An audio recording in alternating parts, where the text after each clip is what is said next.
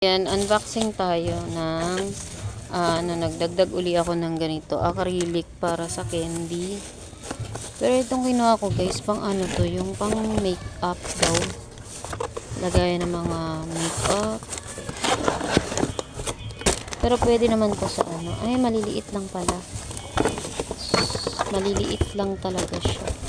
May ano yan, yung 25 pieces kasi to, hindi ka nalugi. Ito acrylic din siya. So, nag-try lang din ako.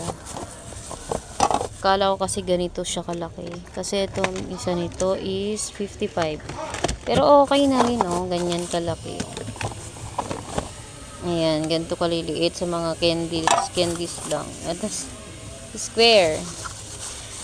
Hindi ka na ano nito, 25 pieces. Ang cute. Pwede to sa ano, sa beads. May marami kasi akong lalagyan mga beads. And then may mas mahaba. Ayan, 25 pieces. Ayan, ang dami ko nang lagay ng candy. Tapos ito. Kasi ito yung pinakamalaki niya. Bali, 3 lang yan. And then ito kasi yan. Namili kasi ko. Tapos ito yung mga ilalagay ko dyan. Yung mga candies, mga prutos. Ito. Dami, hindi pa inaayos. Ito yung mga bago ngayon, latest. Si Pucci na teddy bear daw ang hugis nito, and then may chocolate sa loob. Yan, uso pa rin ang Yaki.